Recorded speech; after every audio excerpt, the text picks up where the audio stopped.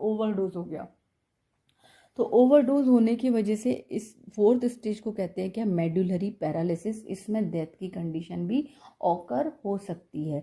तो surgical anaesthesia means surgery जैसे ही उसकी हो तो ट्राई किया जाता है कि जो भी पेशेंट है जिसको एनेस्थेसिया दिया गया है उसकी क्या होने लगे, रिकवरी होने लगे। अगर रिकवरी नहीं होती तो रेस्पायरेशन क्या हो सकता है, फेल हो सकता है, और रेस्पिरेटरी फॉल हो सकता है, मेडुलरी पैरालिसिस हो सकता है, जिसमें क्या होगा, बहुत सारे मतलब वाइडली आपकी पिपल भी डायलेट हो सकती है, और सर्कुलेशन फेल होने की वजह से पेशेंट की डेथ हो सकती है। तो there are 4 stages of general anaesthetics. They are stage of analgesia, stage of delirium means excitement, stage of surgical anaesthesia and stage of medullary paralysis. I hope all stages are clear. Now the next is we have to read what is the mechanism of general anesthesia. mechanism में हम पढ़ते हैं कि general anaesthesia work कैसे करेगा। तो KD Tripathi के according अगर हम देखें तो the mechanism action of the general anaesthetics is not precisely मतलब अभी तक ये पता ही नहीं चला है कि जनरल एनेस्थेटिक वर्क कैसे करता है। अभी तक सिर्फ हम हाइपोथेटिकली अज्यूम करते हैं कि इस तरीके से ये काम करता होगा। So it is not precisely known that how they work inside the body. According to some concepts and the receptors binding of the neurotransmitters, we can know the concepts about the mechanism of the general anesthetics. अभी तक हमने पढ़ा कि कुछ neurotransmitter होते हैं जो क्या करते हैं कि जो इनहिबिट होने की वजह से सेंट्रल नर्वस सिस्टम को क्या करते हैं, डिप्रेस करने का काम करते हैं। Mechanism of action of general anaesthetics.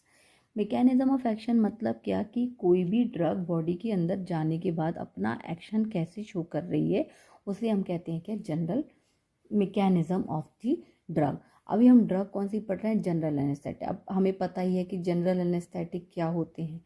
अब how they act inside the body, कैसे अपना काम करेंगे।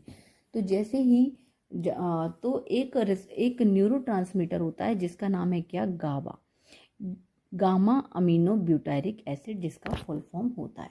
तो गावा क्या करता है, गावा जो अभी ऑलरेडी हम वैसे ये सब चीज़ें पढ़ चुके हैं, आप लोग कोलॉजी में भी बहुत डिटेल में पढ़ देंगे ये चीज़ें, ठीक है, बट हम एक जनरल डिस्कशन कर लेते हैं।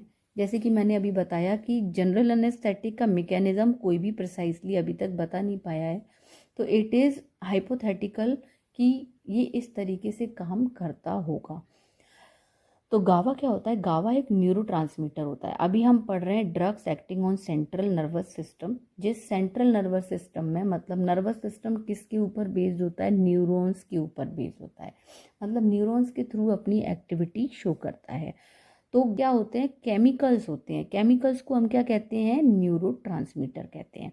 कि जैसे ही ये जाके रिसेप्टर पर बाइंड होता है को क्या कर देता है, ओपन कर देता है। ये चैनल को ओपन क्यों कर देता है, क्योंकि जो रिसेप्टर है, इस रिसेप्टर का नाम क्या है, ligand gated ion channel. Ligand gated ion channel, ligand मतलब न्यूरोट्रांसमीटर, गेटेड मतलब ये जो गेट है ये आयन चैनल। लिगेंड मतलब जैसे ही न्यूरोट्रांसमीटर बाइंड होगा इस गेट को क्या करेगा, ओपन कर देगा। जैसे ही ये गेट ओपन होगा, यहाँ से क्लोराइड जो कहाँ प्रेजेंट थे पहले, एक्स्ट्रा सेल्यूलर फ्लूइड में प्रेजेंट थे जो पहले, वो क्या होने लगेंगे, इनसाइड द सेल आ जाएंगे, सेल में एंटर करने लगेंगे। क्या, क्यों एंटर करने लगे ये, क्योंकि ये जो गेट थे ना यहाँ पर, ये क्या हो गए, ओपन हो गए। इसकी वजह से क्लोराइड आयंस कहाँ आने लग गए, सेल में आने लग गए। अब जब ये सेल में आने लगेंगे और तो इनका कंसंट्रेशन क्या हो जाएगा, बढ़ने लगेगा। जब इनका कंसंट्रेशन बढ़ने लगेगा तो क्या होगा, हाइपर पोलराइजेशन होगा। हाइपर मतलब ज़्यादा होना, पोलराइजेशन मतलब नेगेटिव आयंस का कंसंट्रेशन। तो सेल में जब नेगेटिव आयन का कंसंट्रेशन ज़्यादा होगा तो उसे हम क्या कहेंगे, हाइपर पोलराइजेशन कहेंगे। इस हाइपर पोलराइजेशन से क्या होगा, ये क्या करेगा, ये CNS को करेगा डिप्रेस।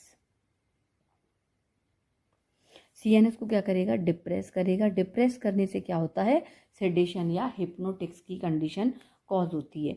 मतलब CNS क्या होगा, यहाँ पर डिप्रेस होगा और डिप्रेस होने से नींद आने लगेगी। तो ये तो हो गया नॉर्मल कंडीशन। ये नॉर्मल मैकेनिज्म किस चीज़ का है, नॉर्मल मैच्योर ब्रेन का है।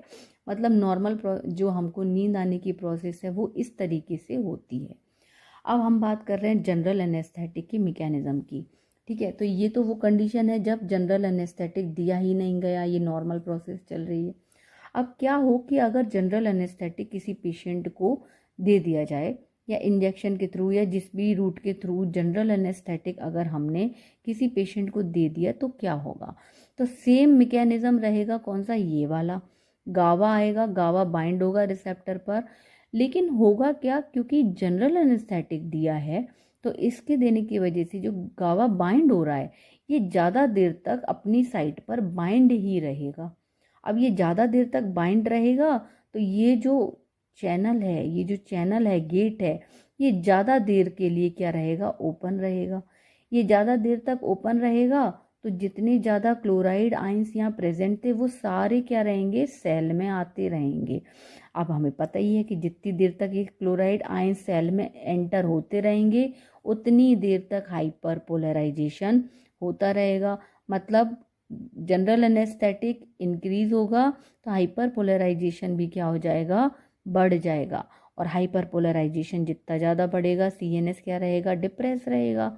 जितना ज़्यादा CNS डिप्रेस रहेगा इंसान किसी भी पेन को फील नहीं कर पाएगा। कैसी कंडीशन रहेगी, कौन सी कंडीशन रहेगी, लॉस ऑफ कॉन्शियसनेस। यहाँ पर आकर